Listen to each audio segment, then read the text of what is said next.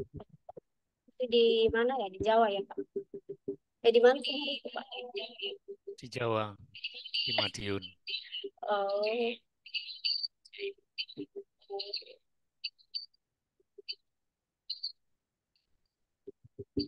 berarti masih lama di situ ya, Pak ya? Ya, sampai awal Maret Oh, masih lama.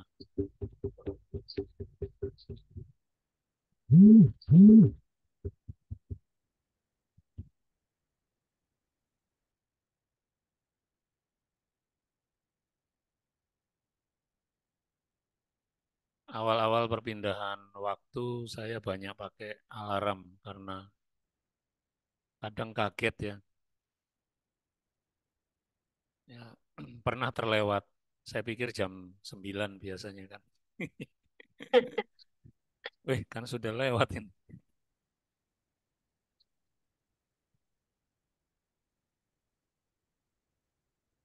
Baik, kita mulai saja ya untuk eh, forum malam ini ya. Kita sudah 10 menit lewat dari setengah 7. Ya, saudara-saudara, eh, topik kita sore ini, malam ini adalah emas murni, pakaian putih, dan minyak pelumas mata. Ini bukan berdagang ya, jual emas murni atau pakaian putih, bukan ya. Eh, Ketiga, ya ini benda ya, ketiga benda ini yang memang secara simbolik disebutkan di dalam Kitab Wahyu pasal 3 mulai ayat 14 ya. Sebagaimana kita tahu bahwa pasal 3 ini bicara mengenai ya apa namanya suara Tuhan kepada 7 jemaat kecil yang ada maksudnya jemaat di Asia kecil, yang kalau kita melihatnya ini mewakili apa yang kondisi yang sedang terjadi juga saat ini. Dan bagus sekali kalau malam ini kita bisa belajar dari salah satu teguran dari Allah untuk jemaat di mana ini? Laodikia ya. Baik. Jadi saudara-saudara, kalau kita membaca kitab Wahyu pasal 3, nanti bisa ya baca-baca ulang mulai ayat 14 sampai 22. Dan kalau kita melihat ayat 15 sampai 17, saya ingin membacakannya. Mungkin ada yang membantu untuk menuliskan di kolom chat. Aku tahu segala pekerjaanmu. Engkau tidak dingin dan tidak panas. Alangkah baiknya jikalau engkau dingin atau panas. Jadi karena engkau hanya suam-suam kuku, panas tidak, dingin pun tidak, maka aku akan memuntahkan engkau dari dalam mulutku. Engkau berkata, aku kaya, makmur, dan tak kekurangan sesuatu pun. Padahal engkau tidak menyadari bahwa engkau celaka, malang, miskin, buta, dan telanjang. Nah, malam ini kita mau membicarakan hal ini karena banyak sekali ya keadaan-keadaan yang memang ditunjukkan di dalam kitab suci, terutama yang berkaitan dengan ini ya, zaman akhir di mana bagaimana bergeraknya gereja Tuhan, bagaimana bekerjanya gereja Tuhan, yang ternyata faktanya saat ini ada para penggembala yang membawa seluruh jemaat Kristus, baik dalam ajaran, dalam kepemimpinan, tidak lagi berdasarkan Injil, tidak lagi dibawa kepada Kristus. Mereka juga abai terhadap perintah dan janji Allah, terhadap ketetapan Allah. Dan justru sebaliknya mereka membangun jemaah yang seharusnya rancangan dan idenya harus bersumber kepada Kristus, tapi mereka menambah-nambahkan, mencampurnya, memodifikasinya dengan ya entah dari mana ya. Yang jelas bukan dari Allah. Dan ini jelas sekali merisaukan karena gereja Tuhan yang semacam ini atau jemaah yang semacam ini tidak mungkin akan menggenapi rencana Allah. Jadi wajar jika di dalam Wahyu pasal 3 ini harus ada teguran, bukan hanya menegur saja, tetapi juga akan memperbaiki. Ya, langsung saja saya mulai bertanya-tanya kepada Pak One ya. Selamat malam, Pak One. Malam Pak Nawang. Ya, malam semua teman-teman. Iya Pak, jadi melihat di dalam Wahyu pasal 3 tadi yang sudah kita baca dan juga ya mungkin ini menggambarkan keadaan ya. Walaupun ini hanya jemaat, salah satu jemaat saja di Laodikia, tapi menggambarkan kondisi saat ini. eh, Gereja Tuhan yang entah sekarang apakah Kristus masih ada di situ atau tidak gitu. Ya. Nah, jadi ini kita mau belajar secara keseluruhan sebenarnya bagaimana sikap kita menghadapi orang-orang yang mengaku dirinya saya pengikut Al-Masih dan mereka beritakan Kristus, Kristus, Kristus, memuliakan Kristus, tetapi kenyataannya mereka sama sekali mengabaikan perintah Allah, nggak peduli dengan apa yang ya seharusnya harus dilakukan sebagai murid-murid Kristus. Nah ini tentu saja ya kebanyakan mungkin kita akan berpikir seperti ini. Bisa saja kita menghakimi, ya menghakimi dan kita merasa lebih benar daripada mereka. Itu juga terjadi dan itu sebabnya ya satu satu kebenaran yang kemudian disingkapkan kalau kita belajar sejarah gereja akan menganiaya kebenaran sebelumnya padahal sebetulnya itu kita dibawa kepada seluruh seluruh kebenaran itu. Tapi justru kita ya ada yang memilih untuk menghakimi kondisi yang semacam ini. Nah, pertanyaan saya gini Pak, apakah benar bahwa kondisi jemaat Laodikia ini menggambarkan jemaat Kristus di beberapa tempat saat-saat ini? Ya, mereka tidak dingin, tidak panas, celaka, malang, miskin, buta, telanjang, ya seperti yang dilihat oleh Allah sendiri. Silakan, Pak. Baik, makasih Pak Nawang telah mengantar dan sudah menyampaikan juga pendahuluan dari kondisi ini ya yang kita bicarakan sore hari ini. Jadi teman-teman yang sudah bergabung di baik di Zoom juga di Facebook dan di TikTok ya. Terima kasih karena sudah bersama. Tadi Pak Nawang sudah beritahu tentang keadaan ini karena ini situasi yang terjadi 2000 tahun yang lalu dan salah satu komunitas itu ada di Laodikia.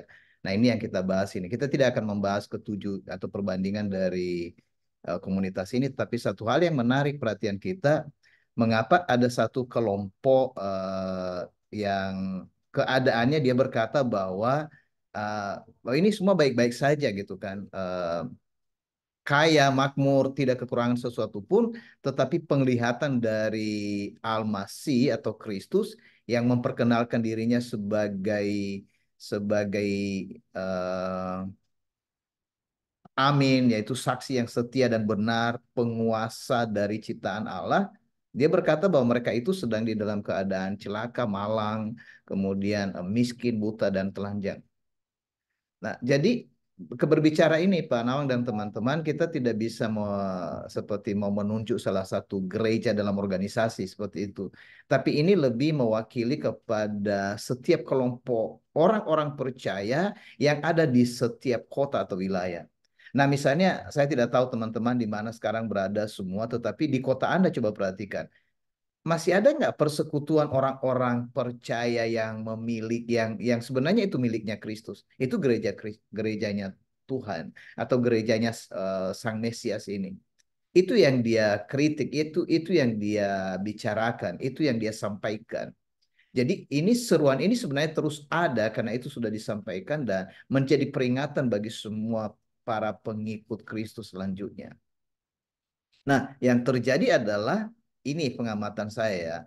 Yang saya amati bahwa hampir semua orang-orang yang percaya, yang kalau mereka berkata kami percaya, mereka malah tidak bersekutu.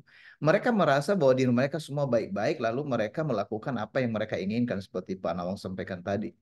Mereka memutuskan peraturan bagi mereka sendiri dan mereka tidak peduli persekutuan yang dipimpin oleh Al-Masih itu sendiri.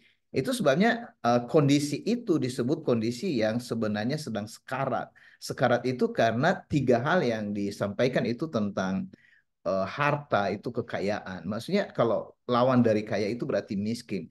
Kalau miskin itu kan kondisi yang sangat buruk ya. Kemudian itu tidak berpakaian, malu, telanjang, ini berhubungan dengan kesucian hidup juga yang tidak berkenan kepada Allah. Jadi kalau misalnya kondisi orang-orang percaya di setiap kota seperti itu atau di setiap daerah, mereka tidak memenuhi ini, maka keadaan itu seperti di Laodikia ini dianggap sebagai yang memuakkan ya. Dikatakan di sana bahwa sang Mesias itu akan memuntahkan dari mulutnya karena dia itu sama sekali tidak menyenangkan. Dan yang terakhir itu selain daripada mereka tidak punya emas murni, kemudian mereka tidak punya pakaian putih dan hati mereka memang sudah buta, nggak bisa melihat apa-apa gitu. Itu sebabnya kalau dikatakan bagaimana kondisi jemaat ini, apakah ini menggambarkan kondisi jemaat Kristus di beberapa tempat dewasa ini pasti dan mungkin lebih parah sekarang Pak Nawang karena malah orang-orang maksudnya kita saling apa namanya tidak memahami pun di mana jemaat Kristus sekarang gitu kan. Gereja-gereja yang mengatasnamakan dirinya pecah semua dan mengambil posisi sebagai pemimpin dan berada pada posisi yang membenarkan diri bahwa kami adalah gereja yang benar gitu kan. Tidak bisa bersekutu meskipun ada gerakan ekumenis semua. Nah, salah satu begini gitu kan. Saya kan banyak teman-teman termasuk dalam komunitas juga, tapi saya nggak ngomong apa-apa lagi karena ini lagi asik semua, apalagi ini dalam kondisi apa namanya pilpres ini, para pendeta malah malah berkumpul di sana gitu untuk kegiatan lebih kepada kerohanian. Mereka tidak peduli ini gitu. Ya, kira-kira begitu, Ya, Pak. iya Pak One. Kalau kita kupas keadaan yang seperti itu, ya maksud saya juga menyampaikan atau bertanya atau berdiskusi mengenai hal ini, bukan supaya kita lebih banyak melihat kesalahan Betul, betul. eh, orang lain atau kesalahan organisasi atau kesalahan komunitas yang lain, tapi lebih kepada kita juga melihat diri kita sendiri, kita sedang ada di mana. Nah, maksud saya begini, kalau keadaan disebutkan tidak dingin, tidak panas, atau suam-suam kuku, ini mungkin apakah Pak Oni bisa ya menjelaskan lebih rinci keadaan ini seperti apa? Contoh saja misalnya kata telanjang di sini ya, oh mereka telanjang, ya sesuai dengan ya Adam dan Hawa waktu itu juga telanjang, berarti mereka ada di dalam keadaan dosa yang tidak percaya Allah, tidak mengikuti pimpinan Allah, dan mereka juga kehilangan kemuliaan Allah di situ. Dan ini memang sangat menyedihkan bagaimana gereja Kristus tetapi telanjang gitu ya. Nah, mungkin kita bisa explore sedikit Pak, menggali sedikit mengenai keadaan ini seperti apa gitu yang real sekarang dengan kata-kata tidak dingin, tidak panas, suam-suam kuku ya, celaka, malang, itu bagaimana gitu. Silakan Pak. Baik, makasih Pak Nawang. Jadi, saudara-saudara, ini persoalan suam-suam kuku ini tidak panas, tidak dingin. Mengapa maksudnya? Ada yang bertanya kepada saya ini beberapa waktu yang lalu sih. Berarti yang disukai oleh Kristus itu yang mana? Yang panasnya atau yang dinginnya kan begitu? Jadi ini kondisi di mana tidak jelas identitas dari umat itu. Seandainya mereka panas, artinya begini, ini kan berguna kan. Kalau suasana panas itu berarti kalau misalnya ada yang dingin, mereka akan berguna bagi yang dingin itu karena mereka menjadi penghangat. Tapi kalau misalnya ini di dalam keadaan misalnya panas, suasana panas, maka yang sejuk itu, yang dingin itu diperlukan. Tapi ini tidak jelas gitu kan. Ini mau digunakan untuk apa seperti itu. Jadi boleh dikatakan Kristus mau menyatakan atau Al-Masih mengatakan atau Mesias berkata bahwa jemaat di Laodikia itu adalah jemaat yang tidak berguna gitu kan. Makanya digambarkan seperti itu, dimuntahkannya gitu Pak. Dan ini petunjuk ini ada di bagian awal itu karena dikatakan seperti ini. Aku tahu pekerjaanmu. Jadi aku tahu segala pekerjaanmu, engkau tidak dingin dan juga tidak panas. Jadi maksudnya di hadapan Al-Masih atau Kristus sang sang Mesias itu kita tidak bisa membohongi diri kita gitu kan, dan itu seperti sibuk gitu kan. Kebanyakan orang Kristen di mana-mana sekarang kan Pak, mereka tidak, dan teman-teman ya, mereka itu tidak menyadari bahwa apa yang mereka kerjakan itu berkenan atau tidak berkenan kepada Al-Masih. Apalagi sudah membawa tradisi kegiatan kerohanian yang tanpa peduli lagi apakah semua yang mereka lakukan itu adalah eh, perintah atau berdasarkan ketetapan Kristus ketika dia meninggalkan bumi naik ke sorga, dan itu yang dititipnya kepada para rasul. Jadi kalau misalnya ini kita bahas lebih jauh, maka ini persoalan pekerjaan atau pengabdian atau pelayanan atau ibadah yang dikerjakan oleh umat di mana-mana saat ini yang mengatasnamakan dirinya sebagai umat Tuhan ya, atau umat Kristus atau umat Allah dalam hal ini orang-orang yang percaya kepada Kristus, yang ternyata semua yang mereka kerjakan itu tidak berguna, tidak bermanfaat gitu. Nah, itu makanya berkaitan dengan itu Pak, apa namanya, hasil kekayaan. Berarti kan hasil kekayaan itu ada karena usaha atau pengabdian. Kemudian ya apa yang dikerjakan kalau misalnya seperti yang Pak Nawang ingatkan tadi, keadaan kondisi Adam dan Hawa di Taman Eden itu tidak punya pakaian, ya pasti yang Allah lakukan dulu bagaimana mau menebus yang sudah ditebus gitu kan. Kalau memang sudah ditebus, karena ini berbicara bukan satu orang, ini berbicara komunitas di satu wilayah seperti itu. Mungkin begitu dulu ya Pak. Iya, Pak. Eh, Mungkin kita juga bisa mengamati Hmm. keadaan kita juga, bukan untuk menghakimi, tetapi untuk diperbaiki apabila ternyata kita juga ya identitasnya yang nggak jelas ya, dan kemudian Gitu. juga apa yang kita kerjakan kok sia-sia ya, atau tidak ada gunanya Hmm. bagi kerajaan Allah itu. Nah, ini menjadi ingatan buat kita juga dan awasan sekaligus supaya jangan sampai kita juga seperti ini keadaannya. Nah, Pak One, ada ya pernyataan yang menarik Hmm. eh, di dalam ayat 14 ya, Wahyu pasal 3 ini, kepada malaikat jemaat di Laodikia, tuliskanlah demikian, inilah yang dikatakan oleh Amin, saksi yang setia dan benar, penguasa ciptaan Allah, dan seterusnya. Jadi di sini Kristus menyatakan dirinya sebagai Amin, saksi yang setia dan benar, penguasa ciptaan Allah. Apakah ini ada hubungannya, Pak, dengan teguran yang mau disampaikan gitu? Mengapa ya Al-Masih memperkenalkan atau ya menunjukkan dirinya sebagai seperti yang ditulis di sini, Amin, saksi yang setia dan benar, penguasa ciptaan Allah. Apakah mungkin ini ada kaitannya dengan teguran yang akan disampaikan? Ya, karena tentu saja Al-Masih bukan hanya ya bisa macam-macam ya. Ya, bukan hanya Amin, bukan hanya saksi yang setia, bukan hanya itu penguasa ciptaan Allah. Yap. Tetapi mengapa dia menyatakan dirinya seperti itu? Apakah ini ada kaitan dengan teguran dan perbaikan yang mau disampaikan? Mari, Pak. Baik, makasih Pak Nawang karena sudah mengantar itu ya. Jadi bertanya itu juga bagi teman-teman yang mungkin kita kan diskusi aja ini, dan saya dengan Pak Nawang mau mencoba mengantar ini kepada teman-teman agar nanti misalnya ada yang terlintas dalam hati saudara, baik yang ada di Zoom atau yang ada di media yang lain ya, bisa bisa sampaikan nanti bisa diteruskan.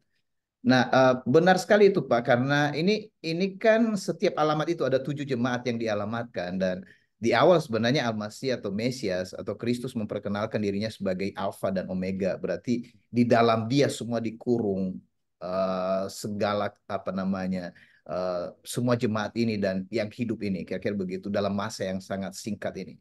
Dan di sini dia memperkenalkan dirinya kepada jemaat di Laodikia itu sebagai amin, berarti suatu yang pasti. Nah, persoalannya ini jemaat ini kan nggak jelas lagi itu, Pak. Nanti kalau misalnya kita lihat teguran itu karena dia menyuruh mereka dan sampai kepada peringatan pertobatan. Orang-orang yang kukasihi adalah mereka yang kutegur dan kuperingatkan. Oleh sebab itu bersungguh-sungguhlah dan bertobatlah. Dan dilanjutkan bahwa kalau maksudnya dia berkata bahwa aku ini amin dan kemudian aku ini saksi yang setia dan benar. Dia mengatakan kepada mereka bahwa kamu tidak setia lagi dari awal gitu. Dan tidak benar semua yang kau lakukan. Karena begini, jika saudara seorang Kristiani atau orang yang percaya, jadi ini bukan berhubungan dengan agama. Sekali lagi yang kita bahas, tidak berhubungan dengan identitas keagamaan, tapi berhubungan dengan identitas Anda di dalam Kristus. Nah, Yesus berkata, lihatlah aku berdiri di depan pintu dan mengetuk. Jikalau ada orang yang mendengar suaraku dan membukakan pintu, maka aku akan masuk mendapatkannya, lalu makan bersama-sama dia dan ia pun bersama-sama dengan aku. Ini sebenarnya persekutuan yang tidak boleh berhenti sejak ada orang yang menyatakan dirinya aku ikut Isa atau Yesus, maka dia harus ikut itu terus sampai akhir, dibawa ke pemimpinan Al-Masih itu. Dan itu sebabnya bagian yang berikut sebagai saksi yang setia dan benar dikatakan penguasa ciptaan Allah. Artinya begini, perhatikan jika engkau tidak bertobat, maka aku memiliki kuasa untuk posisi ini, untuk identitas ini. Bahayanya itu karena diancam kepada mereka kalau mereka tidak mau bertobat. Jadi mereka tidak mendapat bagian dalam kerajaan Allah. Tapi kalau mereka bertobat ada janji yang disampaikan oleh Al-Masih kepada mereka. Nah, di sini penekanan yang berkaitan itu tadi sekali lagi itu Al-Masih itu atau Kristus itu mau jemaatnya ini mereka hidup dalam kepastian jelas identitasnya di tengah-tengah dunia ini. Karena sebagai saksi, saksi itu berarti mereka yang harus memberitakan kabar baik atau berita Injil yang mereka sudah terima kepada orang-orang di sekitar mereka. Nah, apa yang mereka kerjakan? Apa yang mereka lakukan sehingga mereka bekerja semua tidak menghasilkan apa-apa. Itu sebabnya dikatakan kamu tidak menyadari bahwa engkau celaka. Jadi yang kamu kerjakan semua kerjaan yang membuat engkau celaka, membuat engkau binasa gitu kan. Kemudian malang, malang itu kan keadaan diri seseorang yang maksudnya ya sejajar dengan miskin tadi, tetapi maksudnya ini orang yang sibuk sekali tapi maksudnya dia tidak tahu dia kehilangan segalanya gitu. Hanya berlelah-lelah tetapi tidak dapat apa-apa. Miskin, buta, tidak melihat apa-apa dan telanjang, sesuatu yang menjijikkan bagi Kristus. Itu sebabnya dikatakan sekali lagi suam-suam dan mau dimuntahkan saja gitu. Dan ini maksudnya peringatan yang tegas kalau ini tidak diingatkan kepada orang-orang yang mengatasnamakan dirinya sebagai pengikut Kristus, maka sudah berada di pintu kehancuran, kira-kira seperti itu. Dan ya, sekali lagi tadi Pak Nawang beritahu kita tidak menghakimi siapa-siapa, tapi ini memang harus diserukan, Pak. Ini harus diberitakan, harus diingatkan supaya kita semua sadar bahwa kita harus kembali. Nah, pertobatannya itu tadi itu nanti yang kalau misalnya kita bahas kesungguhan pertobatan itu seperti apa gitu. Karena harus jelas di sana apa yang ditegur atau yang diingatkan kembali oleh Sang Mesias. Jadi dia ingatkan kepada mereka supaya mereka tidak hidup dengan kondisi yang maksudnya tidak pasti itu. Kira-kira begitu, Pak. Iya, ya Pak, menarik sekali karena ini cara berkomunikasi Allah Hmm. ya, menyampaikan identitas dirinya yang sebenarnya untuk menyatakan tegurannya dengan jelas ya. Ya. Jadi bukan sekedar menegur, tetapi menunjukkan bahwa apa yang terjadi di Laodikia ini memang sedang semacam antitesa dari Hmm. identitas Allah itu sendiri dan ini memang harus ditegur. Dan sisi lain saya juga bersyukur ya melihat teguran-teguran ini yang menunjukkan Allah memelihara dan menjaga umatnya supaya jangan menyimpang ke kiri atau ke kanan.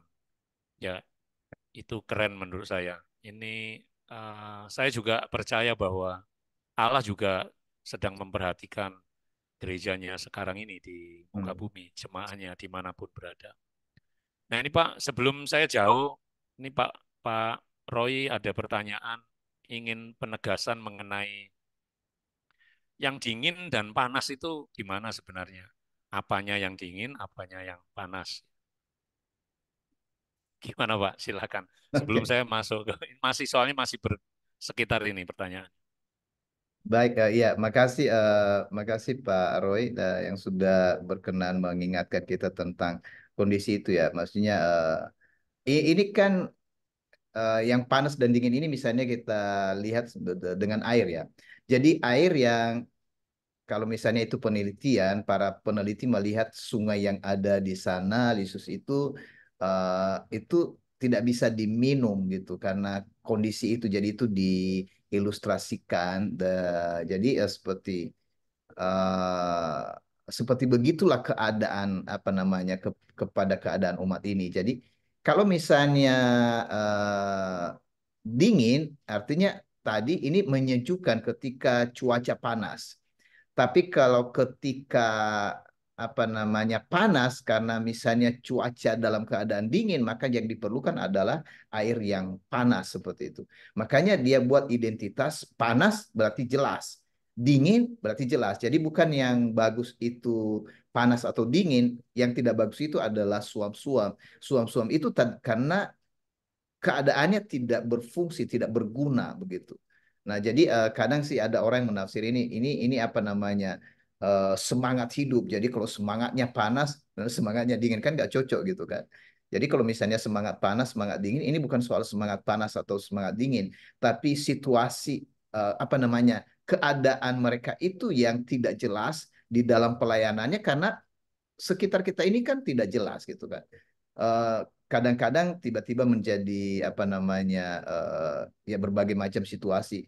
Apakah orang-orang yang percaya dalam situasi keadaan dunia misalnya gelap dan terang, misalnya begitu ya. Kalau misalnya dunia lagi dalam keadaan membutuhkan membutuhkan Injil, apakah kita langsung hadir di sana? Keadaan mereka itu kadang mereka sakit, kadang mereka jadi maksudnya kalau mereka sakit berarti membutuhkan kesembuhan. Kalau mereka lagi apa namanya bersemangat berarti ya kita kita membantu mereka dengan semangat. Nah, tetapi ini sama sekali mereka tidak lakukan apa-apa. Bahkan boleh dikatakan yang mereka lakukan itu semua yang menghasilkan yang sia-sia seperti itu. Nah, agak susah memang kalau bagi orang-orang yang sudah punya tafsiran sendiri karena mengira bahwa yang apa namanya yang suam-suam itu seperti semangat ya, semangat jiwa. Ini bukan semangat jiwa atau semangat roh, melainkan penggambaran dari keadaan yang disukai oleh Al-Masih dengan identitas dan berkaitan dengan yang sudah dikatakan tadi. Aku ini jelas, ini kalau misalnya mengapa di dalam doa yang disampaikan itu ada amin, ini sebenarnya untuk memastikan bahwa ini semua clear gitu, jelas yang kami sampaikan, maka itu diaminkan, itu pasti. Dan kemudian berhubungan dengan status sebagai saksi, dan kamu itu kan saksi, kira-kira begitu.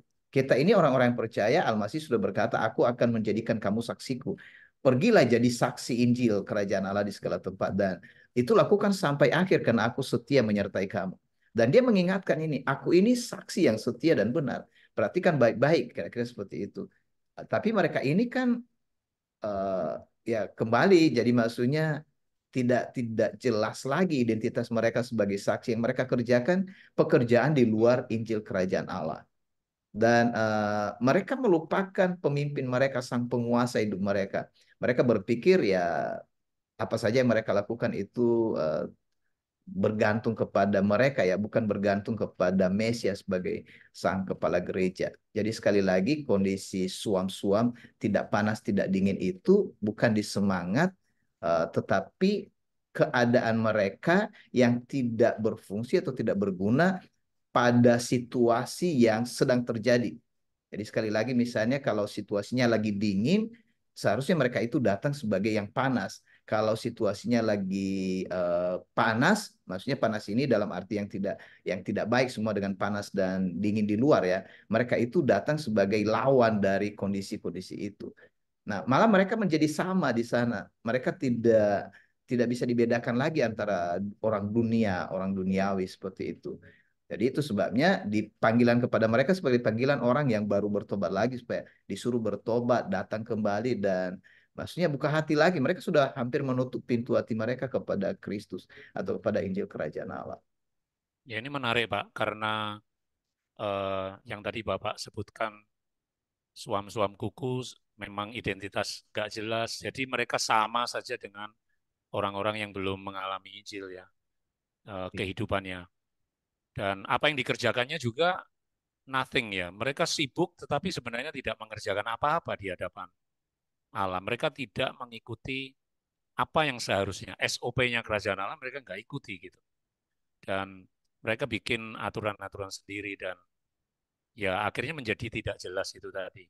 Dan kehadiran mereka di bumi pun tidak berguna, sia-sia gitu. Karena mereka memang tidak mengerjakan apa-apa dari perintah Kristus itu. Ya gitu Pak ya. Nah, Ya, baik. ya gini Pak, kemudian ya saya harap Pak Roy sudah jelas, mungkin ya kita mungkin bisa banyak penafsiran di situ, tetapi intinya kita menangkap bahwa sesuai dengan apa yang dikatakan Al-Masih, bahwa mereka tidak mengerjakan apa-apa, mereka tidak ya sebagai tubuh Kristus, mereka nggak ada dampak apa-apa gitu, sama sama saja dengan dunia ini. Nah gini Pak One, sekarang kita masuk ke ya solusinya ya kan, pasti Ya, saya senang kalau Al-Masih berfirman itu bukan hanya menegur saja, tetapi memberikan solusi, memberikan jawaban bagaimana seharusnya yang kita harus lakukan. Dan ini menjadi poin yang penting untuk kita bisa menolong orang lain, kita bisa menolong diri kita sendiri juga.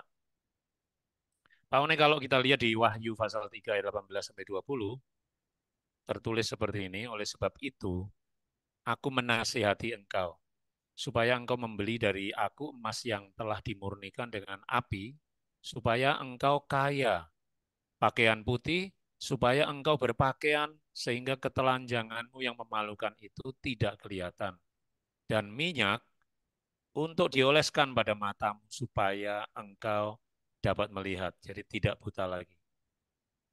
Orang-orang, ayat 19, orang-orang yang kukasihi adalah mereka yang kutegur dan kuperingatkan. Oleh sebab itu bersungguh-sungguhlah dan bertobatlah. Lihatlah aku berdiri di depan pintu dan mengetuk. Jikalau ada orang yang mendengar suaraku dan membukakan pintu, maka aku akan masuk mendapatkannya lalu makan bersamanya. Dan ia pun bersama aku.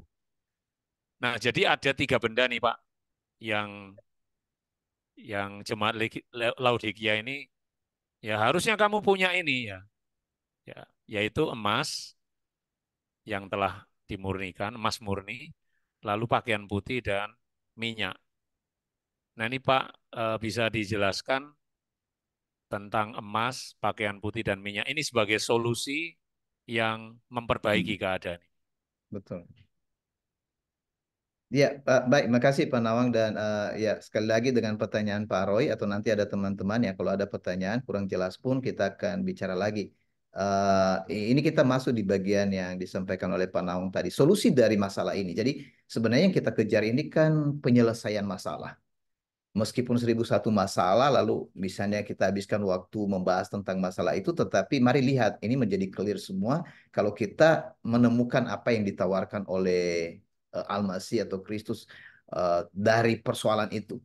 Jadi ini tadi keadaan mereka, Pak dan teman-teman, mereka itu berkata, aku kaya di ayat 17, makmur dan tak kekurangan sesuatu pun. Itu satu frase kalimat yang menunjukkan sebenarnya persoalan mereka itu adalah persoalan yang tidak melihat kekurangan mereka sama sekali gitu. Tetapi Al-Masih menunjukkan bahwa mereka sama sekali bukan hanya kurang, tapi mereka itu minus. Tidak menghasilkan apa-apa gitu kan. Jadi dikatakan begini, nah ini nasihatku kepada kalian. Supaya kalian memiliki sesuatu, beli dari emas yang dimurnikan. Jadi maksudnya mereka ini sudah berdagang. Kalau ini misalnya berdagang dalam pekerjaan ini kan. Makanya cara kerja kerajaan Allah itu sebenarnya diumpamakan dengan kegiatan bisnis di dunia Pak. Seperti talenta emas itu diberikan. Lalu 1 talenta, 2 talenta, 5 talenta pergi lipat gandakan gitu. Jadi ini emas ini maksudnya sebenarnya pekerjaan berita Injil yang menghasilkan sesuatu harta di sorga. Jadi di tempat lain itu karena Isa atau Yesus pernah mengajarkan supaya kamu mengumpulkan harta di sorga. Nah, apa yang terjadi yang mereka kerjakan? Sama sekali tidak punya hasil. Sama seperti kita kerja banting tulang setiap hari, malah kita tekor terus. Jadi untuk apa kerja seperti itu? Jadi Isa berkata, begini caranya, kamu dapatkan modalnya emas murni ya. Jadi emas yang telah dimurnikan di dalam apa namanya api, nah supaya engkau kaya. Jadi Injil itu sudah terbukti kalau misalnya orang kembali kepada Injil, maka mereka memiliki kekayaan segala sesuatu yang sudah dijanjikan dalam kerajaan sorga. Nah, saudara-saudara bisa menyelidiki ini dalam Efesus. Dikatakan bahwa kita itu di dalam Al-Masih mendapat kesempatan untuk menerima segala kekayaan yang ada di dalam sorga. Kekayaan di dalam sorga itu sudah diberikan kepada kita dan diuraikan 5 poin di sana di Efesus itu. Termasuk apa namanya posisi kita sebagai anak. Jadi artinya begini, kalau kita mendengar maksud ini, maka kita semua wajib memeriksa diri kita. Keadaan itu pada waktu itu memang ada misalnya Efesus, Mirna, apa namanya Pergamus, Tiatira, Sardis, Philadelphia dan Laodikia ini yang ketujuh. Dari ketujuh jemaat ini, jadi maksudnya ini yang lagi kita bahas Laodikia.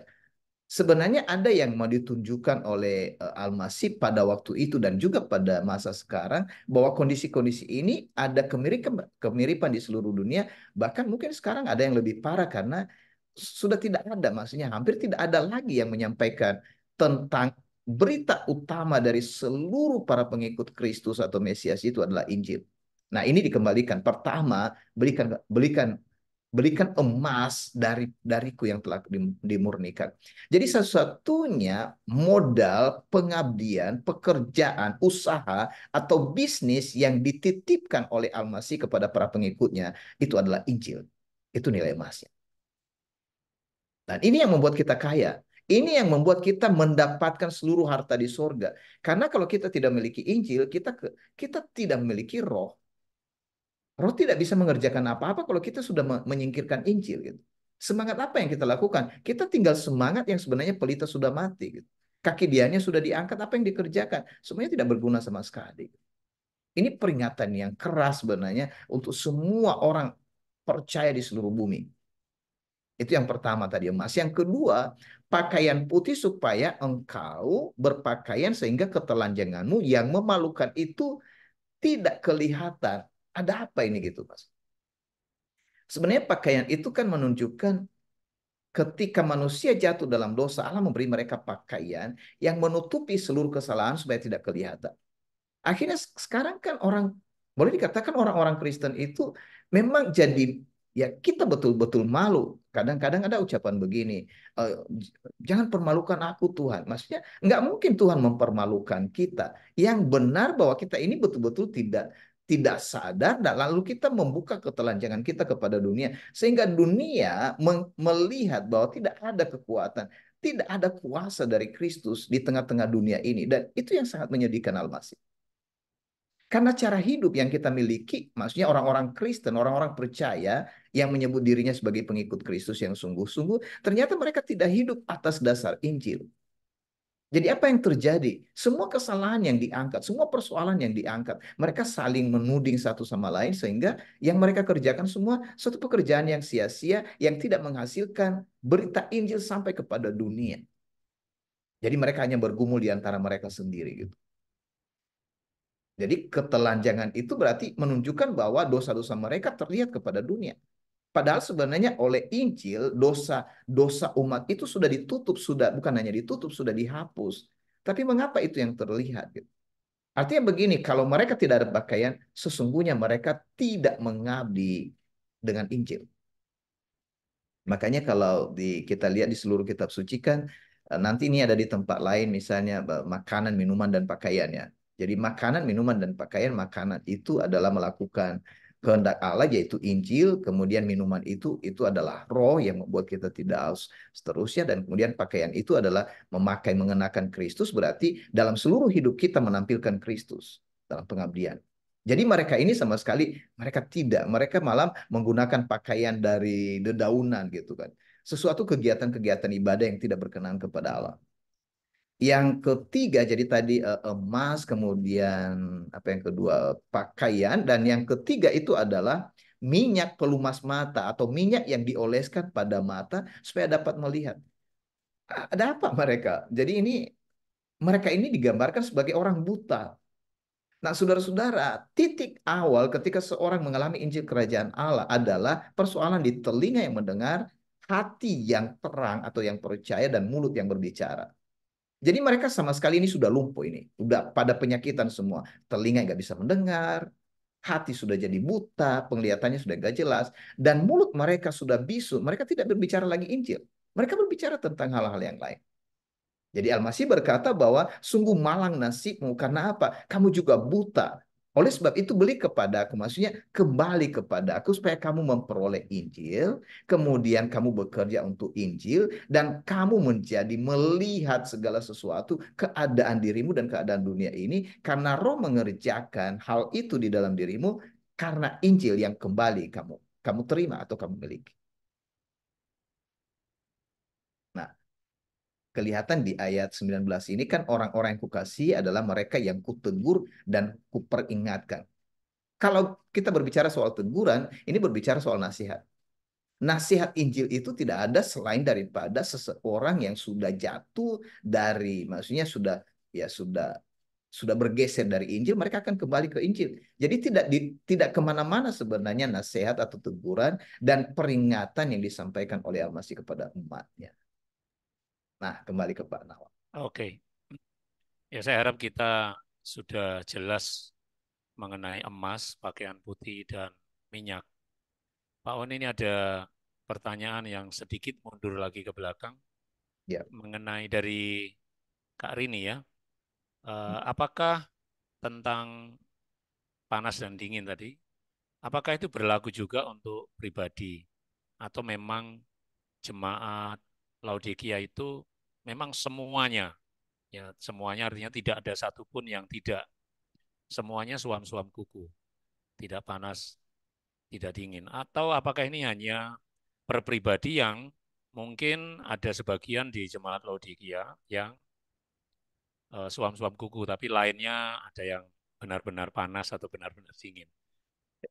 Gimana Pak? Kalau juga dikaitkan dengan penerapan hari-hari ini. Iya, ini apa namanya pemikiran yang harus diluruskan kepada semua umat di mana-mana sebenarnya Pak Nawang. Karena khotbah dan ajaran yang terjadi di mana-mana seringkali menunjuk kepada pribadi-pribadi. Memang betul ada pribadi-pribadi, tapi semua orang percaya yang sudah datang di dalam Kristus, artinya mereka yang sudah menerima Injil Kerajaan Allah, mereka itu tidak dihitung satu-satu, tapi dihitung sebagai kesatuan. Makanya seluruh ajaran itu kalau di dalam komunitas itu satu orang yang bersalah kena semua. Jadi ini dipanggil apa namanya orang-orang yang bertanggung jawab di dalam penggembalaan itu, dalam pelayanan itu. Jadi termasuk mereka di sana dalam posisi sebagai pekerjaan kerasulan, kenabian, pemberita Injil, pengajar dan penggembala itu. Mereka itu sebenarnya kepada mereka lah ini maksudnya jemaat apa malaikat di Laodikia itu. Berarti orang-orang dipercaya sebagai pemimpin ini yang dipanggil gitu kan. Jadi yang disuruh bertobat supaya bertobat semua, mereka semua harus bersama-sama kembali. Tidak bisa dibiarkan seperti kalau misalnya satu orang yang bermasalah, semua harus bersama-sama. Makanya kalau ada yang salah di dalam umat itu, harus semua sepakat untuk melihat kesalahan itu diperbaiki. Yang salah itu kan bukan dihukum, tapi kadang kan ada orang yang baperan di dalam komunitas sehingga ketika ditegur yang satu, malah yang lain seolah menjadi pahlawan kesiangan, dia mau membela. Akhirnya apa yang seharusnya dinyatakan oleh Al-Masih atau teguran dari Kristus tidak nyata, dan ini yang menjadi kekacauan di dalam tubuh apa namanya kelompok-kelompok jemaat ya, bagian-bagian tubuh Kristus yang menyebar di segala tempat. Nah, tanggung jawab ini jadi maksudnya pasti ada satu dua misalnya satu dua di sana, tapi kalau ini sudah terlihat agak masif di satu tempat itu ya, di satu tempat. Jadi di satu lokal itu pasti itu sudah ya kemungkinan orang-orang yang punya pengaruh di sana mereka sangat kuat di dalam komunitas itu sehingga Ini kan tidak semua jemaat yang ketujuh ini diberi teguran, tapi di Laodikia ini eh, mereka semua punya kegiatan yang sama yang menuju kepada kehancuran itu. Jadi kalau misalnya masih ada orang yang percaya di antaranya, ya ternyata pekerjaan mereka terlihat kan. Kan kadang kita berpikir bahwa saya masih percaya kepada Kristus, tapi yang dikerjakan ternyata bukan pekerjaan yang diperintah oleh Al-Masih. Itu dihitung tidak berguna. Jadi ditegur. Jadi semua harus, jadi kalau misalnya disampaikan firman atau perintah itu, peringatan itu kembali yang terdiri dari perintah, kemudian perintah itu kan ada peraturan dan ketetapan Kristus dan janji, ini harus disampaikan kepada semua dan sama-sama menerima. Jadi di antara umat yang satu tempat itu nggak bisa berkata ini gara-gara dia ini nggak bisa. Al-Masih nggak mau hitung itu. Ditegur semua satu komunitas itu supaya mereka semua bertobat. Makanya ya harus sama-sama menerima, harus sama-sama menanggung seperti itu. Iya Pak, ini kan memang surat ini ditujukan kepada malaikat jemaat ya di Laodikia dan Ya. eh, yang berarti juga adalah ya semacam tim kepemimpinan lah ya dalam Hmm. Ya. atau penggembalaan atau yang terdiri dari beberapa orang dengan fungsi yang berbeda-beda.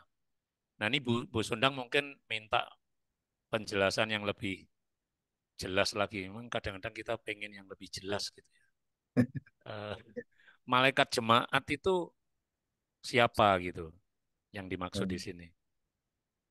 Pak Oni mungkin bisa mengulang atau lebih memperjelas lagi. Iya, Silakan Pak. jadi eh, berbicara malaikat itu sebenarnya kan seperti eh, penyelamat ya, yang dapat menyelamatkan ya seseorang atau satu komunitas dari keadaan itu. Jadi para pemimpin yang dipercaya oleh Al-Masih ini di dalam kitab suci itu diumpamakan misalnya di Ibrani sebagai penjaga jiwa orang-orang percaya. Hmm. Makanya dikatakan hormatilah para pengajar itu. Bahkan Paulus berkata dua kali lipat gitu kan, dan di Ibrani berkata karena mereka itu adalah orang-orang yang menjaga jiwamu. Nah kalau kamu menyusahkan hati mereka, mendoakan kamu aja mereka nggak bisa gitu kan. Jadi memang betul-betul para pemimpin umat ini mempunyai tanggung jawab yang bukan bertanggung jawab secara profesional, melainkan bertanggung jawab secara panggilan dan pengabdian yang dari Kristus, bukan dari organisasi atau dari apa namanya, dari profesi itu. Dulu waktu ya ada dulu pemimpin-pemimpin di dalam organisasi kan saya beri peringatan seperti ini. Ya itu sebenarnya atasan saya kalau di dalam organisasi saya berkata, Anda ini kan bekerja hanya karena di dalam posisi yang diberikan sekarang sebagai seperti memperhatikan umat, seperti bergerak sebagai penilik. Tapi kalau jabatan itu sudah dicabut di dalam diri Anda oleh organisasi itu, maka Anda sama sekali tidak peduli gitu kan. Yang sayangnya begini kan banyak orang yang karena profesi itu memanfaatkan fasilitas seperti itu. Dan itu memang kenyataan. Itu kenyataan. Jadi sebenarnya saya menyampaikan itu bukan karena lagi sakit hati kepada orang-orang ini, supaya suatu saat mereka ingat-ingat bahwa pernah ada orang yang mengingatkan itu kepada mereka dan itu terjadi dalam diri mereka. Tetapi apa yang terjadi dengan diri saya, yang saya usahakan membuktikan bahwa saya mengabdi kepada Al-Masih itu bukan karena posisi-posisi yang diberikan ini. Karena sampai sekarang saya tidak berhenti pengabdian itu. Meskipun saya tidak, misalnya tidak diberikan jabatan apapun lagi dalam profesi itu. Saya mengerti profesi saya sebagai, ya semua kita punya profesi ya, kita tidak ada masalah dengan itu. Kristus juga tidak mempermasalahkan dengan itu.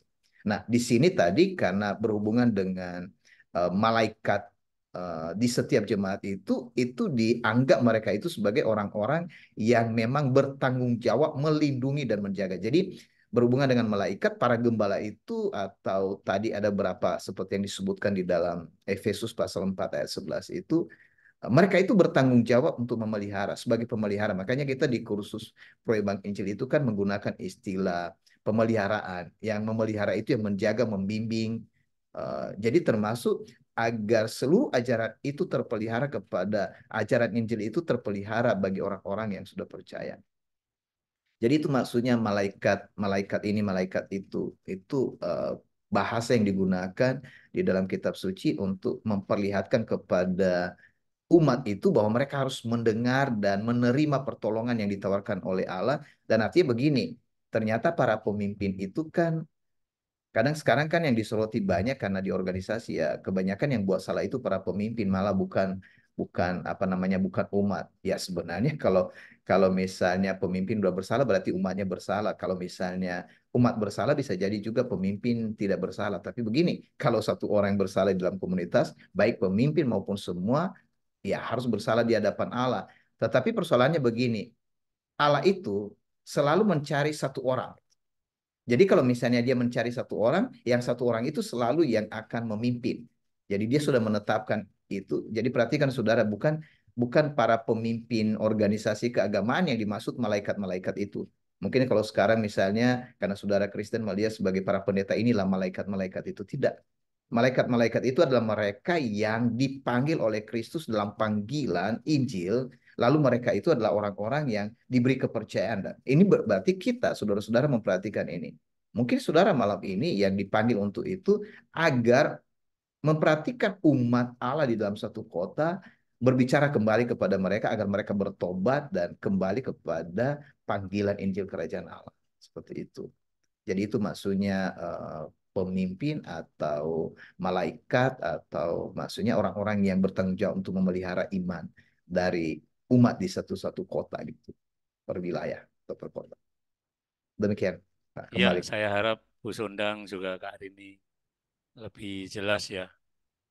Ya, Jadi kalau membicarakan apa yang dinyatakan oleh Al-Masih, ini berlaku satu kesatuan ya, kolektif dalam satu komunitas. Dan memang harus ada orang yang bertanggung jawab di situ, karena ya tidak mungkin berbicara satu-satu nanti, oh bukan saya Tuhan, bukan saya. Nanti malah saling menyalahkan. Jadi orang-orang seperti ini dalam tim kepemimpinan ini yang disebut sebagai malaikat jemaat, ya itulah yang kemudian memang mendapatkan teguran supaya keadaan ini bisa diperbaiki. Saya lanjutkan ya Pak One, waktu terus baik. berjalan. Ya, Eh, ya tadi kita sudah melihat solusi ya, bahwa ya solusinya harus kembali untuk membeli emas ini atau memiliki emas ini, kemudian pakaian putih dikenakan kembali dan minyak supaya bisa melihat dengan jelas kembali apa yang menjadi ya jalan atau kehendak Tuhan. Nah, begini Pak, jika ya emas tadi lambang kekayaan, pakaian putih itu lambang kesucian yang ya yang diberikan oleh Allah kepada umatnya. Minyak juga supaya ada pencerahan sehingga tidak buta lagi, bisa melihat. Nah, gimana caranya sekarang? Ini aplikasinya ya Pak ya. Bagaimana ini diaplikasikan dalam jemaat dewasa ini, ya yang ada di berbagai tempat di Indonesia seluruhnya. khususnya, Hmm. supaya ya kita bisa menyadari keadaan kita dan memperbaiki apa yang salah di sini. Ya aplikasinya bagaimana nih Pak tentang emas, pakaian putih dan minyak? Iya, jadi hanya satu pintu, Pak. Semua yang dinyatakan oleh Al-Masih itu agar kembali kepada perintahnya atau pesannya atau amanatnya dari awal, itu Injil itu harus diserukan kembali, diberitakan, disampaikan. Jadi kalau tadi dia katakan begini, aku menasihati engkau, jadi nasihat itu sebenarnya berhubungan dengan Injil. Supaya mereka itu kembali bertobat, maksudnya kembali memandang kepada berita awal atau perintah awal, gitu. Jadi itu sebabnya mengapa. Jadi maksudnya sekalipun kita tidak merinci misalnya membahas satu-satu keadaan jemaat di tujuh tadi jemaat itu di kota-kota itu ya di Asia kecil itu. Jadi keadaan seluruh dunia sekarang jawabannya itu mengapa kita berfokus kepada proyek Bank Injil. Jadi proyek Bank Injil itu untuk mengingatkan semua orang yang melihat, mendengar, memperhatikan waktu ini dipresentasikan bahwa satu-satunya cara untuk kembali bertobat. Jadi seruannya ini kan seperti ini, Pak. Oleh sebab itu di ayat berapa tadi itu ya ayat um, supaya kamu bertobat ayat 19 ya. Orang-orang yang kukasihi adalah mereka yang kutegur dan kuperingatkan. Oleh sebab itu bersungguh-sungguhlah dan bertobatlah. Lihatlah aku berdiri di depan pintu dan mengetuk. Jadi maksudnya ini kembali kepada suara panggilan. Jadi orang yang bersalah itu dipanggil supaya kembali dan bersyukur itu berarti orang yang sudah pernah menjadi milik Kristus. Kalau mereka bersalah, masih ada kesempatan untuk berbalik, Pak. Dan cara untuk berbalik itu satu-satunya adalah Injil kembali dikumandangkan. Injil dikumandangkan itu yang kita sebut dengan BANK Injil. Beritanya kembali Injil. Jadi para pemimpin ini harus menyerukan kembali Injil, mengajarkan kembali Injil, menasihatkan mereka dengan Injil, dan memimpin mereka kembali dalam Injil. Dengan demikian, maka tindakan untuk memenuhi maksud Al-Masih supaya bertobat sempurna jalannya. Tapi kalau misalnya mereka hanya, oh ya bertobat, bertobat, tapi yang diajarkan doktrin yang lain, kembali kepada ajaran yang mereka sangat senang seperti itu. Seperti sekarang kan di mana-mana yang dibahas itu malah doktrin-doktrin yang sebenarnya pandangan-pandangan dari para ahli, mereka sama sekali tidak membicarakan tentang kebenaran Injil. Dan Iya, bersyukur kalau kita ada di tengah-tengah kota seperti itu, Pak. Berarti ini ada kesempatan sehingga pintu apa namanya eh, ya pintu hati yang tertutup tadi karena Injil itu ya Injil yang menerobos kembali kira-kira begitu, Pak. iya. Berarti ini juga menjadi tanggung jawab kita ya Pak ya.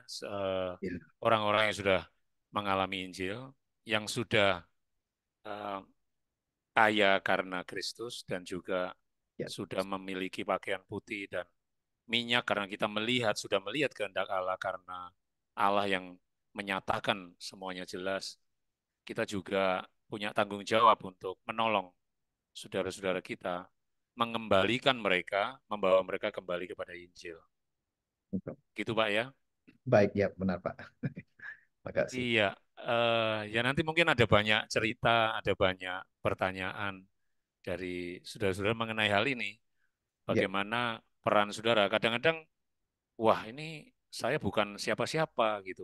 Maksudnya saya kan hanya ya mungkin jemaat biasa gitu ya, mungkin atau saya kan bukan lulusan teologi gitu. Saya tidak pandai dan seterusnya. Eh, untuk menolong mereka yang apa namanya yang sudah tadi suam-suam kuku ini. Nah, kita seringkali mengukurnya dengan siapa kita gitu. hmm, Ya saya pikir ini ya jangan berpikir siapa kita, tapi siapa Allah di dalam diri kita ya. betul. Nah, Pak One ini ada pertanyaan terakhir kalau nanti tidak ada pertanyaan dari teman-teman yang lain. Nah, kalau kita pernah melihat Pak, mengamati juga ketika murid-murid Yesus itu pada bertengkar ya mengenai Hmm, posisi. Posisi nanti kalau di tahta pemerintahan itu siapa yang duduk ya di sebelah sini, sebelah sana ya. ya, Eh, dan apa namanya? Ini pertengkaran di antara murid-murid itu ya, karena mungkin memang tidak mengerti. Lalu di dalam Wahyu 3:21 orang yang menang ini Al-Masih berkata, orang yang menang akan kuizinkan duduk dengan aku di tahtaku, seperti aku pun telah menang dan duduk dengan Bapakku di arasnya. ya, Nah ini kalau ini dibandingkan Pak, ketika ketika apa namanya murid-muridnya berdebat soal siapa yang duduk nanti di situ di tahta Allah itu, kan Yesus tidak terlalu atau Al-Masih tidak terlalu merespon ya seperti yang dijelaskan di dalam Wahyu pasal 3 hmm, ini. Tapi Wahyu pasal 3 ini menjadi lebih jelas. Nah ini gimana Pak ini mengenai duduk di tahta Allah ini? ya. Saya waktu baca ini kan Pak Nawang dan teman-teman, saya berpikir begini, iya ya. Seandainya masing-masing calon presiden dan berjanji. Salah satu janji saya, jika aku terpilih, aku akan meminta semua orang yang memilih saya akan duduk bergantian di istana presiden gitu kan. Wah, itu menarik juga itu Pak Nawan. Ya, jadi ya Al-Masih atau Kristus waktu dia masih di bumi bersama-sama murid-murid ngotot itu termasuk ibu-ibu ikut apa gerakan ibu-ibu ya ibunya si apa namanya si Yakobus dan Yohanes datang kepada Yesus. Kalau boleh nanti kedua anakku ini ya duduk di sebelah kiri kananmu ya masing-masing. Wah Mak-mak dia Pak itu sekarang. Gimana kelompok Pak? mama, kelompok mama. Kelompok mama ya, ya, the power of mama gitu kan. Jadi murid-murid itu jadi marah mereka dan gusar. Ini gimana? Kamu anggap apa kami gitu nggak bisa. Tapi yang menariknya di situ kan Pak Al-Masih itu Yesus menjawab mereka itu bukan urusanmu. Dia nggak menjelaskan Iya. kepada mereka nanti gantian loh gitu kan. Ganti-gantian duduk atau bersama-sama dengan aku itu takhta itu besar kali gitu kan. Entah bagaimana gitu kan. Jadi maksudnya Al-Masih nggak jelas kan dia berkata itu bukan urusan. Nggak usah dibahas-bahas itu. Jadi saya jadi belajar ini. Kita seharusnya belajar begini. Kita itu kalau ada hal-hal yang tidak perlu dibahas, ya Al-Masih sendiri mengajar kita nggak usah dibahas dulu itu. Bukan itu persoalannya. Persoalan yang penting ini gitu kan. Ini yang gentingnya gitu. Jadi kadang-kadang kalau kita tidak fokus dengan apa yang seharusnya kita kerjakan pada saat ini, malah kita tidak melakukan apa-apa yang ya boleh dikatakan panggilan dari Kristus itu. Nah sekarang dalam kondisi itu malah ditawarkannya kepada mereka, kamu tahu ini janjiku. Orang yang menang akan kuizinkan. Jadi kuizinkan dulu bukan berarti diberi kesempatan untuk menikmati bagaimana. Jadi ini kemewahan, kemuliaan, kebanggaan nanti dalam kerajaan surga. Itu dilambangkan dengan takhta. Jadi kedudukan ya. Jadi dia berkata seperti aku pun telah menang dan duduk dengan Bapakku di arasinya. Ini penting sekali, Pak. Siapa yang mendapat kesempatan untuk duduk bersama-sama memerintah dengan dia? Banyak kan orang karena hanya teologi memeriksa, oh nanti kita semua orang percaya ini duduk bersama-sama dengan Kristus. Tidak. Persyaratannya adalah mereka yang menang dalam pencobaan, dalam segala pencobaan. Jadi perhatikan ini teman-teman, ini perjuangan kita supaya semangat kita jangan sampai Anda jatuh di pencobaan. Kalau Anda jatuh di pencobaan lalu Anda tidak bangkit, maka tidak mungkin Anda akan melihat satu kemuliaan nanti di sorga dengan penghormatan yang dijadikan oleh Yesus atau Kristus. Dia berkata, barang siapa melayani aku akan dihormati oleh Bapa.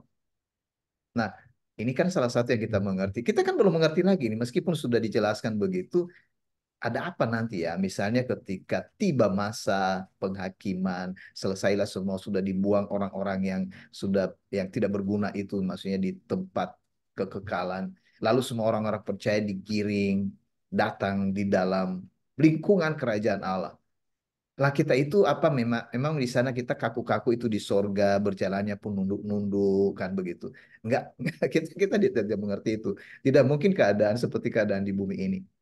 Yang saya kaget itu kok sampai begitu ya bisa rupanya bisa jalan-jalan loh Pak di apa namanya di sekitar takhta itu malah diberi kesempatan silakan duduk apa itu nggak bosan hanya duduk ke sana lalu pindah lagi duduk di mana gitu kan kita belum mengerti ini saudara tapi ini satu penggambaran yang digambarkan oleh Al-Masih dan sangat sedikit kita mengerti bahwa di sana di tempat di mana telah disediakan tempat yang dia janjikan itu di dalam Yohanes 14 masih penuh rahasia bagi kita, tetapi suatu yang ya boleh dikatakan ya kalau mau pokoknya bersiap-siap lah, jangan sampai menyimpang dari iman yang kita sudah dapatkan. Dia adalah jalan dan itu sebenarnya renungan saya setiap waktu Tuhan aku ingin melihat itu gitu kan.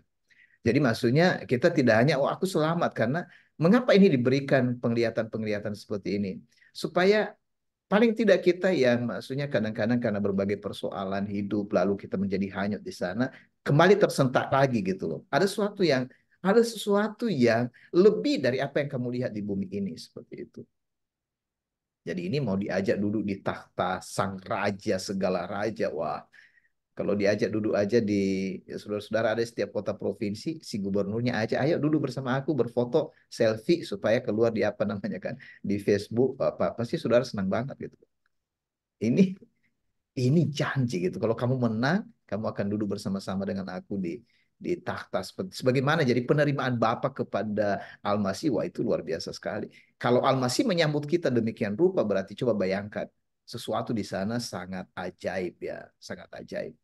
Jadi mengapa tidak dijelaskan kepada murid-murid di awal apa yang terjadi dengan takhta itu karena mereka malah bermasalah dengan takhta itu gitu kan. Mereka tidak mengerti. Sekarang tidak ada masalah. Al-Masih menawarkan, "Ayo, ini aku janjikan kepadamu." Kayak begitu Pak Nawang. Ya, ini menarik Pak karena apa? Saya kok melihat Yesus ini pandai sekali ya berpromosi ya. Ya, berpromosi dia pintar sekali sampai kita penasaran ini hari ini jadi kepengen ke sana ini. Eh, Ya, ya. artinya memang ada satu satu janji yang diberikan. Nah, jangan sampai kita juga trauma dengan janji-janji kampanye ya. Tapi yang Iya, mungkin iya. bagus-bagus tapi nggak ada wujudnya. Tapi apa yang dijanjikan Kristus sebagaimana tadi namanya adalah amin, Hmm. Yang saksi yang setia dan setia benar. dan benar, dan itu Atas segala ciptaan.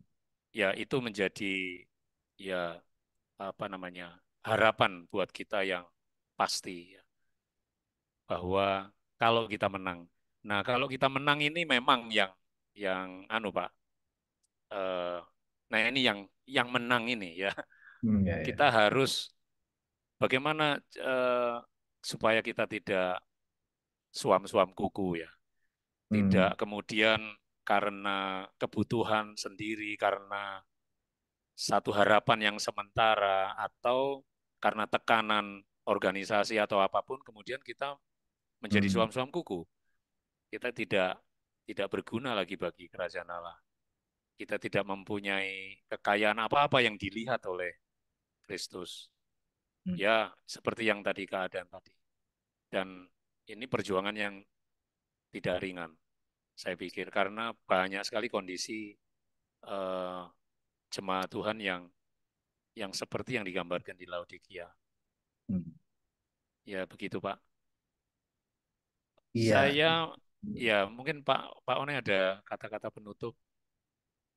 Sebenarnya nggak ada lagi Pak, cuma karena Pak Nawang tadi mengingatkan itu, jadi ya itu yang kita usahakan sekarang supaya satu-satunya cara supaya kita tidak suam, ya, maksudnya menjadi jelas identitas kita di tengah-tengah dunia ini, karena Injil itu berguna dalam segala keadaan, kira-kira seperti itu.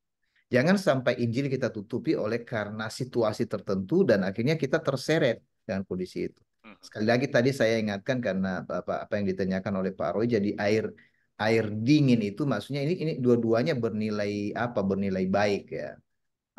Bukan bernilai tidak baik. Jadi kalau air dingin dan panas, yang tadi itu maksudnya kalau dingin itu menyegarkan saat apa namanya cuaca panas, dan kalau air panas itu menjadi berguna Penghangat. sekali dalam keadaan kedinginan gitu kan. Nah, ini hanya melambangkan keadaan. Jadi bagi kita sekarang, kalau saya dan saudara kembali kepada Injil, atau kita yang sudah di dalam Injil tetap dalam Injil. Ini pesan Al-Masih di dalam Yohanes pasal 15. Tinggal di dalam aku, kemudian firmanku tinggal di dalam kamu, dan kemudian tinggal dalam kasihku. Kalau tiga ini kita lakukan, semua peringatannya kepada 7 jemaat sekaligus kita selesaikan. Kita lakukan, kita kerjakan. Berarti termasuk kepada kondisi jemaat di Laodikia. Kembali Pak Nom. Iya Pak, apa namanya? Ini kok Bapak ngomong begitu, saya jadi banyak pertanyaan lagi nih Pak. Muncul lagi. Saya ingat itu di FOB ini kan bukan 1 jam ya Pak ya, sudah ditambah ya, 1 jam setengah Pak. 1,5. Iya, 1,5 jam. jadi masih masuk lah kalau saya bertanya. Nah gini Pak, ada pertanyaan lain yang muncul begini. Kalau ini kan kondisi yang mikro saja yang mungkin bisa diaplikasikan. Mungkin banyak di antara kita yang eh, masih ya tergabung dalam satu jemaat komunitas dan mungkin setelah mendengar ini melihat, wah ini di jemaat di komunitasku aku nggak ngelihat emas ini, nggak ngelihat ada pakaian putih ini. Artinya melihat, wah kita ngerjain apa ini sebenarnya gitu Hmm. dengan keadaan seperti ini. Lalu kita harus bagaimana nih Pak? Di tengah-tengah kita memang sudah berada di situ. Ya Ya. mungkin ada kondisi yang lain yang berbeda, yang ada orang-orang tertentu yang di tempat yang sekarang ada ini yang saya dengar memilih untuk memutuskan mengerjakan yang memang penting aja, enggak perlu harus berafiliasi dengan harus diperintah oleh gereja atau program organisasi gereja, tapi dia lakukan saja sebagai pengikut Kristus Hmm. dan dia menganggap bahwa kita adalah tim di dalam timnya gitu. Nah, itu mungkin tidak menjadi terlalu masalah, tapi banyak teman-teman kita yang masih ada di dalamnya. Hmm. Nah, kita harus bagaimana Pak ini? Melihat kebenaran ini, tapi kondisi yang kita hadapi kok jauh dari kebenaran. Baik, makasih Pak Nawang karena ya menambah berarti waktu ini ya. Satu hal yang perlu kita catat di dalam kerajaan Allah miliknya itu, jadi itu yang pernah kita bicarakan berkali-kali. Saya seperti mau menekankan ini dalam diri saya, jemaat miliknya Tuhan, hamba miliknya Tuhan, ibadah miliknya Tuhan gitu. Jadi bukan jemaat milik siapa salah satu organisasi atau ibadah milik yang menyenangkan kelompok tertentu. Ini ibadah kami gitu kan. Atau misalnya hamba, disebutnya hamba Tuhan, tapi ternyata dia bukan menaklukkan diri kepada Tuhan. Nah, di sini yang harus kita jaga karena beberapa teman-teman kan baru mengerti misalnya begini karena Injil ini dinaikkan, ditinggikan, dimasyurkan dan melihat bahwa ini yang paling penting, pekerjaan yang kita kerjakan ini adalah Injil. Langkah yang pertama begini, karena kita di berbagai tempat, saya tidak tahu situasi teman-teman di berbagai di tempat masing-masing ya. Tapi saya selalu mengingatkan begini setiap dalam komunitas bahwa jangan sampai ada di antara kita yang sudah berkumpul bersama-sama karena Injil Kerajaan Allah, lalu seperti berpangku tangan dan tidak melakukan apa-apa tentang Injil itu. Jadi mengerjakan Injil ini kan tidak semua harus seperti pergi seperti Paulus gitu.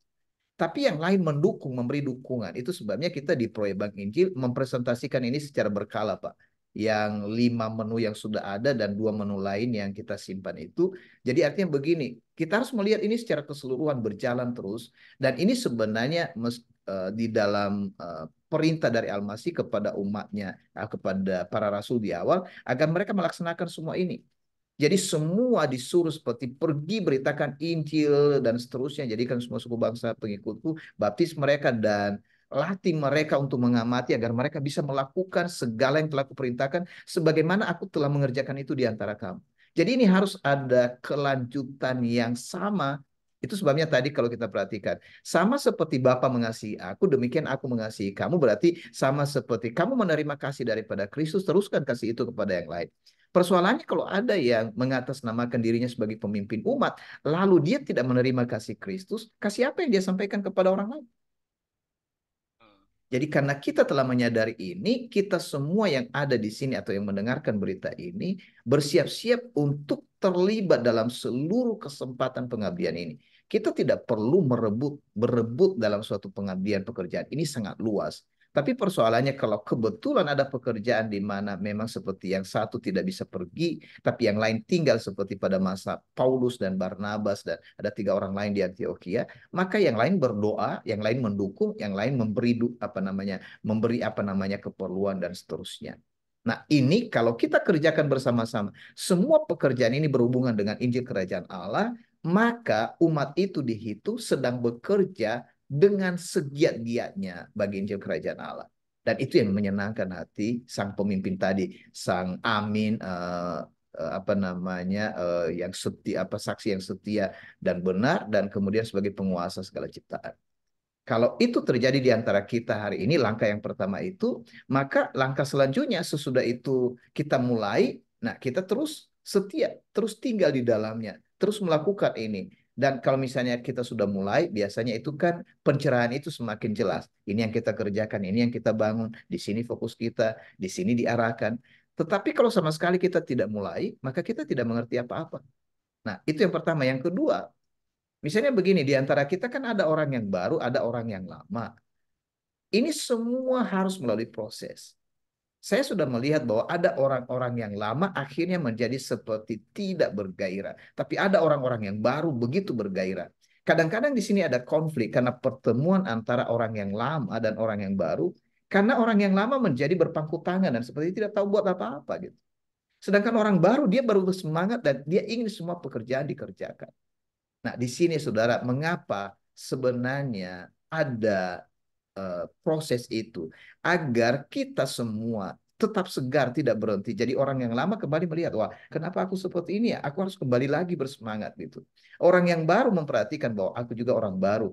Belum belum tentu nanti dalam perjalanan berikutnya bagaimana aku harus setia. Itu sebabnya yang lagi bersemangat tidak sombong, yang tidak bersemangat jangan mempertahankan kondisimu dalam ketidaksemangatan itu. Bangkitlah karena saatnya ada saudara baru yang sedang dikirim oleh Tuhan di tengah-tengahmu dan itu menjadi teman sekerja yang akan bersemangat untuk melakukan pekerjaan kerajaan Allah ini. Sekali lagi yang diutamakan di dalam tim, dalam tim pekerjaan kerajaan Allah ini adalah pekerjaan yang dihitung sebagai satu kesatuan, bukan sendiri-sendiri. Kita tidak berbicara sendiri lagi. Kalau dikatakan dalam kitab suci, kamu berarti satu kelompok itu komunitas.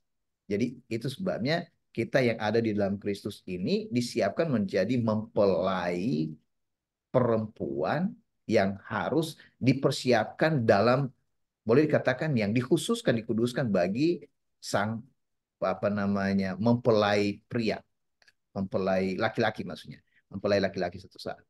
Jadi dua itu mungkin yang penting Pak Nawang untuk diingatkan agar kita semua yang lagi bersemangat ini yang sudah dapat Injil dihidupkan itu.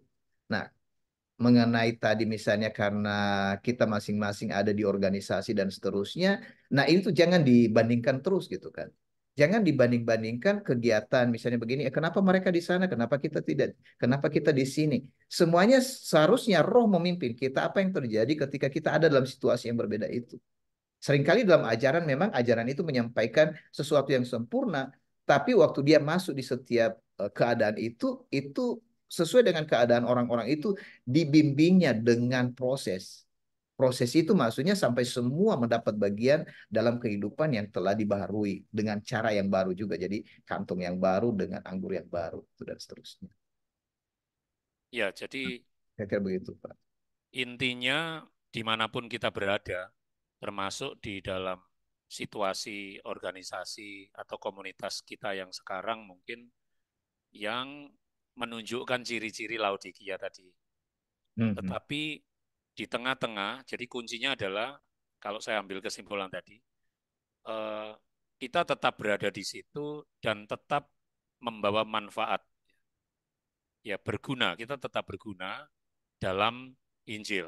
Artinya kita tetap ada di dalam Injil, kita tetap bekerja sebagai saksi Injil, kita terus bekerja dengan setia dan tetap bersemangat, karena toh kita juga punya apa namanya, istilahnya teman-teman satu tim walaupun berbeda komunitas dan berbeda pulau seperti sekarang ini di proyek Bank Injil. Dan ya disitulah kita bisa saling berbagi, menguatkan di situ, tetapi di tengah-tengah situasi komunitas kita mungkin yang seperti Laodikia, kita tidak perlu menghakimi ya Pak, dan kita justru menunjukkan manfaat di situ, Ya. menjadi terang di situ supaya orang-orang melihat kebenaran itu memang dinyatakan. Apakah kesimpulan saya ini benar Pak? Supaya jelas nih Pak, nanti supaya tidak bertanya-tanya lagi. Ya, saya pikir kita semua saling apa ya, saling memperhatikan apa yang sedang diantar ini dan kita sampai pada puncaknya itu. Karena memang di sini sih masuk pesan mengapa kita mengangkat tiga ini, Pak, supaya semua kita merasakan kembali kekayaan Kristus itu ya. Itu yang dinyatakan dalam kitab suci. Kalau kita kembali ke Injil, di sini nanti kita menikmati, jangan karena maksudnya karena persoalan kita membahasnya nggak sampai kepada solusi. Jadi itu menarik tadi yang disampaikan oleh Pak Nawang. Kita sampai kepada solusinya lah. Solusinya sudah diberitahukan Injil untuk mengembalikan seluruh kekayaan, untuk mengembalikan, untuk mendapatkan pakaian putih dan juga untuk mendapatkan kembali minyak yang melumaskan mata supaya kita terang. Jadi apa namanya saya pikir udah terang sih dari semua pertanyaan Pak Nawang dan yang disampaikan terakhir kita ini harus terlibat gitu jangan jangan nanti tertahan oleh karena eh, yang ada masalah itu di luar gitu semoga yang ada di dalam Kristus ini dan tetap dalam Injil ya diperbaiki aja agar cara hubungan-hubungan di antara kita semua memperhatikan siapa yang lemah, memperhatikan siapa yang tidak bersemangat. Jadi kalau ada yang tidak bersemangat, jangan bisik ke orang lain. Orang ini lagi nggak bersemangat. Langsung aja kepada teman itu berkata, ayo teman, mari bersemangat. Kayak kira seperti itu. Itu nasihat sih Pak.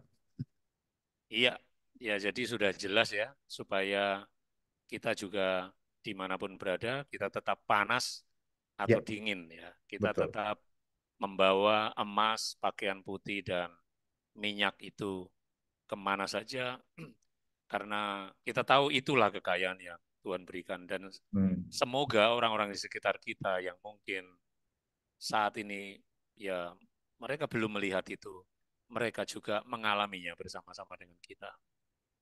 Ya. Saya pikir itu dulu Pak ya. Kalau tidak ada pertanyaan yang lain, ya kita sudah selesai. Saya sudah selesai dengan pertanyaan-pertanyaan. Makasih Pak. Oke, Makasih. terima kasih Pak One. Makasih. Terima kasih teman-teman. Silahkan buka kamera dan bisa kasih salam atau komentar. Terima kasih. Iya, salam Pak Nawang sama Pak One.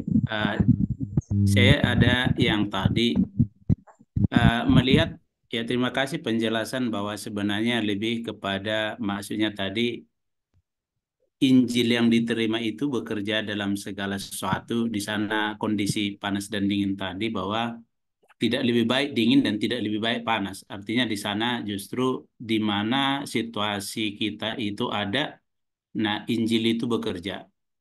Jadi itu yang lebih saya lihat tadi. Kenapa sampai tadi saya melihat bahwa hubungannya kan kamu katakan kamu kaya, kamu berpakaian, tetapi kamu telanjang, kamu tidak memiliki apa-apa. Lalu belilah, maksudnya dari saya harta, yaitu tadi sebenarnya itu kan tentang Injil itu, lalu pakaian seperti dari Kristus tadi. Nah, saya seperti melihat kan ada beberapa contoh misalnya dalam kitab suci, eh, seperti Bapak misalnya memiliki dua anak. Ketika Bapak berkata, wah pergi ke ladang kerja, yang sulung berkata, aku tidak mau gitu. Tetapi Hmm. kemudian dia menyesal dan pergi. Lalu yang satu bilang, oh iya Bapak, saya akan pergi. Tetapi dia karena keasian dia tidak pergi. Nah, siapa di antara mereka yang melakukan kehendak Bapa? Ya tentu yang menolak, tetapi dia pergi gitu. Nah, ada contoh begitu dan Yesus sendiri kan juga dalam beberapa situasi berkata bahwa orang yang murtad tidak mungkin diperbaharui lagi gitu. Nah, lebih baik dia tadinya tidak mengenal kebenaran daripada dia mengenal kebenaran dan murtad. Nah, situasi-situasi itu yang saya tadi seperti terpikir karena diteguhkan dengan belilah daripada aku harta yang sesungguhnya dan pakai yang sesungguhnya seperti arah ke sana. Tapi terima kasih bahwa penjelasan itu lebih kepada tadi secara eh, komunitas tadi yang dibilang Pak Nawang itu maksudnya kumpulan mereka yang jemaat atau yang sudah percaya sebenarnya, tetapi Hmm. ajaran itu diteruskan kepada mereka bagaimana mereka bekerja atau berfungsi sesuai dengan Injil tadi. Nah, karena kalau tidak demikian menjadi tidak terang Injil itu di antara seluruh mereka yang kerjakan itu. Nah, tapi ada saya yang seperti melihat yang kesimpulan Pak Nawang tadi melihatnya apabila kita berada di seperti di dalam komunitas di mana seperti di Laodikia gitu, tetapi kita tentu ada seperti uh, misalnya kita melihat misalnya dalam Zoom ini bahwa kita semua sudah menerima Injil, artinya kita menjadi satu, tetapi kemudian di sana kita punya komunitas. Nah, yang saya lihat bahwa ini seharusnya tidak ada masalah kalau seperti tadi kita dalam profesi atau di dalam organisasi gereja atau apapun itu. Nah, tapi memandang bahwa kita bagian di sana, bagian yang sama di dalam Injil, nah, barangkali itu yang saya lihat seperti berbeda ya, karena yang saya lihat yang harusnya menjadi apa komunitas kita adalah bahwa inilah maksudnya yang menerima Injil ini, nah inilah komunitasnya. Nah, kalau ini misalnya diberi teguran ya kepada komunitas inilah. Nah, kalau yang di luar sana walaupun kita berada secara organisasi bersama tidak bisa memandang bahwa kita itu komunitasnya, tetapi memang bagian kita lah bekerja di sana, itu jelas. Nah, Ya. saya tidak tahu, tadi karena pertanyaan Pak Nawang itu, kesimpulan itu seperti Pak One, saya seperti melihat itu, Pak. Maksudnya bahwa sebenarnya kalau kita melihat pandangan seperti jemaat di Laodikia itu harusnya ya kita yang selalu bersama-sama menyatakan diri sudah menerima Injil. Nah, inilah apanya. Inilah yang maksudnya jemaat itu. Nah, tapi kalau kita pun ada organisasi di sana, maksudnya secara organisasi kita terdaftar di sana, tetapi tidak lagi kita menjadi dalam satu ajaran atau satu teguran kepada mereka. Ya, saya memandang begitu. Tetapi bagaimana, Pak? Mungkin ada penjelasan lebih. Oke, ini langsung ke saya tuh Pak Nawang ini. Ya Pak Mungkin One lah di antara kita juga. narasumbernya. Oke ya, saya sama ya, saya apa namanya biar sekalian waktunya.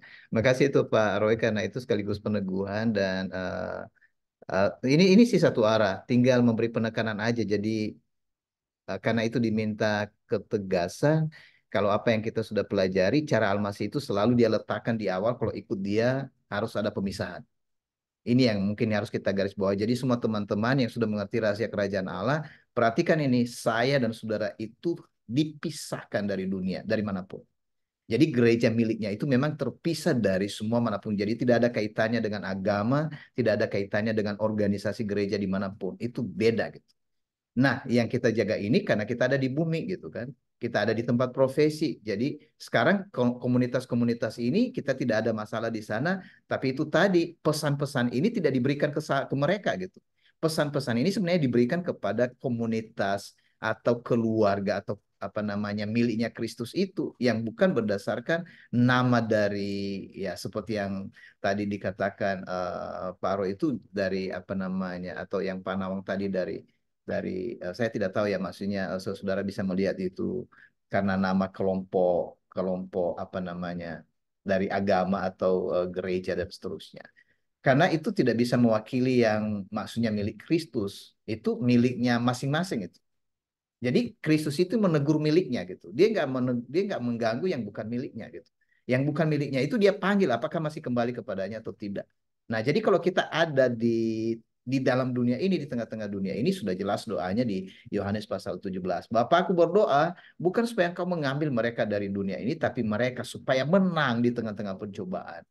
Nah, itu udah pas sekali dengan Laodikia ini karena kita akan mendapat bagian pemulihan Allah jika di tengah-tengah baik di tengah-tengah profesi, baik di tengah-tengah agama, politik, ekonomi, pendidikan, kesehatan dan semuanya kita bisa ada di sana. Tapi kita tahu bukan itu maksudnya, itu bukan gerejanya yang dimaksud oleh Kristus. Jadi yang dia perhatikan itu bukan di sana fokus daripada perhatian kerajaannya, tapi dia mau supaya kerajaannya hadir di sana. Artinya Injil itu kalau ada kesempatan bisa diberitakan di tengah-tengah di mana kita bekerja, di mana kita pergi, di mana kita berjalan dan seterusnya. Nah, saya kira itu penegasan penegasan yang semoga itu menjadi jelas ya. Saya kira bagaimana Pak Ru, itu menolong ya dan Iya Pak Pak, Naf. menolong Pak. Makasih Pak. Baik, Terima makasih. kasih Pak Roy. Semakin memperjelas. Makasih Pak Nawang. Ya, ya. Oke, kalau tidak ada lagi, kita sudahi dulu ya. Nanti masih ada hari Sabtu minggu depan, insya Allah. Iya, betul betul. Baik, Iya, bisa buka kamera, kasih salam satu sama lain. Dan ya, kita sudah Oke, selesai. salam buat semua dan Pak Nawang, Pak One dan Pak Maka, Roy juga sudah menjelaskan semua yang harus kita kuni untuk dalam Injil. Terima kasih sekali diteguhkan Pak dan saudara semua. Terima kasih. kasih lah, kasih lah.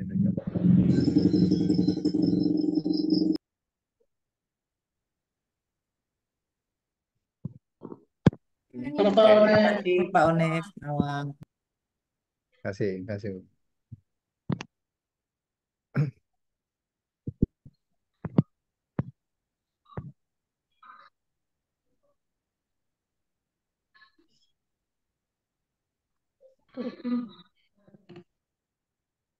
Ya, sampai bertemu besok lah ya pagi di ibadah pertemuan ibadah para abdi ya. Kita bertemu kembali. Salam.